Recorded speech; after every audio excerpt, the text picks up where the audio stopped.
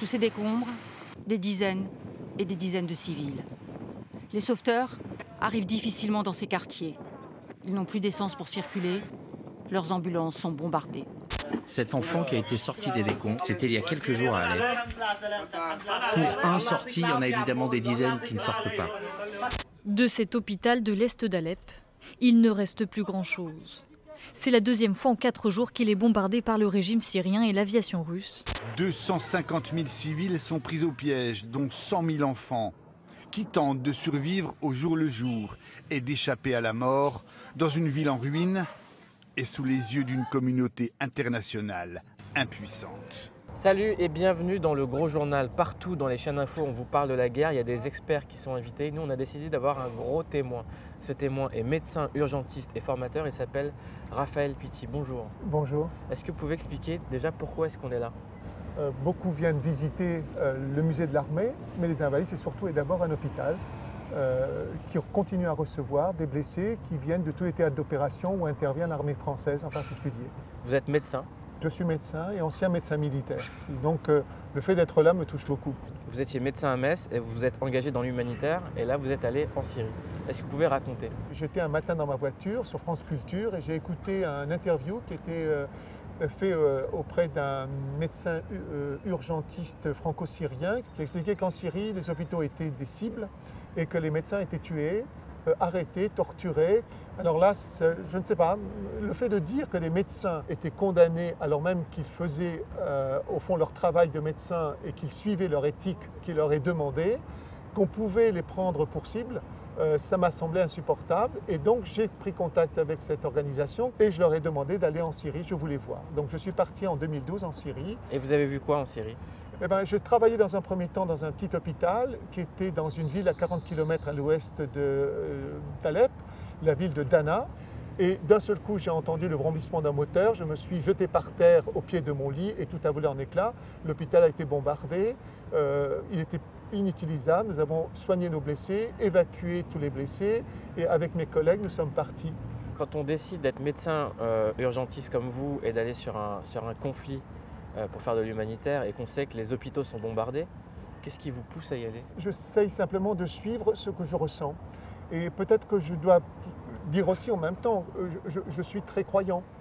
Donc quelque part, je fais ce que ma conscience me dicte. Il y va de mon humanité que d'aller les aider en même temps. Et c'est ce que j'ai fait spontanément. Est-ce que vous pouvez me parler de l'État islamique? Parce que pour nous, c'est quelque chose qui nous a frappé à plusieurs reprises. On n'arrive plus à comprendre les tenants et les aboutissants de cette histoire-là. Parce que nous avons laissé faire, tout simplement. Au départ, la France en particulier, mais aussi d'autres pays occidentaux, ont soutenu cette révolution pacifique. Nous étions tous persuadés qu'en 6 mois, Assad allait partir, qu'il n'y avait pas de problème, etc. Et donc nous avons soutenu. Et puis en fin de compte, quand on s'est rendu compte que ça allait durer et que financièrement ça allait nous coûter de l'argent, alors on a réuni les Amis pour la Syrie, qui comprenaient bien entendu l'Arabie Saoudite et le Qatar, qui sont 2 pays islamistes, 2 pays salafistes, tout le monde le sait, et on leur a dit financez cette révolution. Et évidemment, on ne pouvait pas attendre que le Qatar ou l'Arabie Saoudite aillent financer l'armée syrienne libre, démocratique. Ils ont financé les groupes islamistes. Et bien évidemment, c'est ce qu'on voit avec Al-Nosra en particulier ou avec d'autres groupes qui sont financés par ces pays-là. On est face à une situation que nous avons nous-mêmes créée d'une certaine manière.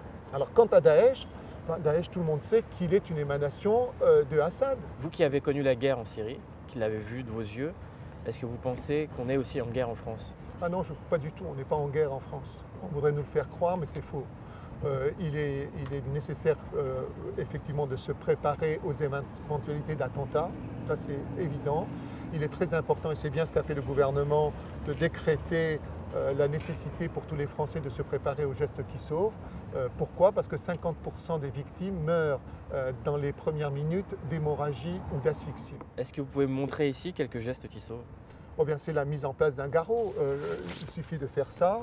Et je peux, simplement, et je peux arrêter une hémorragie qui va tuer quelqu'un. Donc c'est aussi simple que ça. C'est une mise en place, c'est une position de quelqu'un qui est en train de mourir asphyxié par son sang. Et c'est une mise en position latérale de sécurité, position demi-assise, etc. Ce sont des gestes extrêmement faciles à faire, mais ce sont des gestes qui sauvent. Comment ça se passe quand on sait qu'on a réussi à sauver une vie? Est-ce qu'on passe tout de suite à la prochaine quand on est dans une guerre comme en Syrie? Oui, oui, bien entendu, oui, oui, absolument. Le problème essentiel, c'est que dans les situations d'afflux massif, vous ne pouvez pas sauver tout le monde. Ça, il faut bien le comprendre. Vous allez essayer de sauver le plus grand nombre. Et c'est peut-être là que se situe la difficulté. C'est-à-dire choisir le malade que vous allez sauver.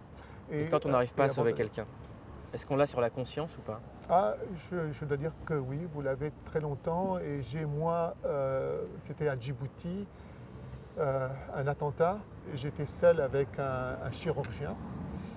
Et il y a une enfant, une petite fille qui avait une plaie du cou avec une artère carotidienne. Le chirurgien m'a dit que ce sera compliqué pour moi, vu le nombre de victimes, car il faudra faire une thoracotomie, c'est-à-dire ouvrir le thorax pour aller atteindre cette artère.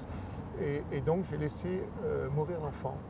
Et alors qu'elle était consciente et qu'il y avait un jeune marin qui lui comprimait sa carotide et elle était consciente. Et je dois dire que cet enfant est là avec moi en me disant est-ce que nous n'aurions pas dû essayer quand même? Est-ce que vous avez le sommeil tranquille? En vérité, non. Non, je crois que je porte un peu tout ce que j'ai vécu toutes ces années, oui. Non, je n'ai pas un sommeil tranquille, mais ça ne m'empêche pas de continuer à m'engager. Vous dites qu'attaquer un hôpital, c'est un crime de guerre. Et tuer des médecins aussi, et du personnel soignant aussi. Vous dites même que c'est un crime contre l'humanité. C'est un crime contre l'humanité, bien entendu. Détruire un hôpital, tuer des médecins, ça veut dire aller plus loin que vouloir gagner une guerre. C'est-à-dire vouloir en même temps la souffrance des autres. Et même la souffrance, non pas des combattants, mais des populations innocentes qui sont prises au piège d'une guerre. Et c'est en ce sens que c'est un crime contre l'humanité. Il y avait 10 hôpitaux, tous clandestins à Alep, parce qu'ils étaient ciblés. Il n'en reste plus que 5. Aujourd'hui, dans la ville d'Alep, il n'y a plus de chirurgien vasculaire. On ne fait qu'amputer. Les gens ne veulent plus aller à l'hôpital puisqu'ils savent que les hôpitaux sont des cibles. Ils n'ont pratiquement plus de médicaments. Sur la zone d'Alep, il y a 120 casques blancs. 120 casques blancs pour 300 000 personnes. Les bombardements sont quotidiens. Il y a donc des endroits qui ne sont pas déblayés. Donc ça veut dire qu'il y a des gens vivants qui meurent sur les décombres. C'est ce qui se passe à l'instant où nous sommes en train de parler à Alep. Ce qui veut dire Alep, dans 2 à 3 semaines, ils vont manquer de tout. Les secouristes n'auront plus de gasoil pour utiliser leurs machines pour le déblaiement. Les ambulances n'auront plus de gasoil non plus pour se déplacer à l'intérieur. Ils n'auront plus de gasoil pour les groupes électrogènes. Il n'y aura plus suffisamment de vivres.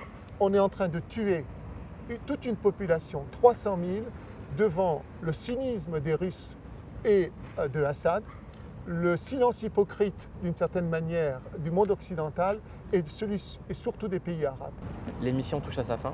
Votre témoignage était important parce que c'est celui d'un médecin qui était là-bas pour sauver des vies. On n'était pas dans une démarche politique ou dans une ressasse perpétuelle de l'actualité. Merci beaucoup d'être venu au Gros Journal.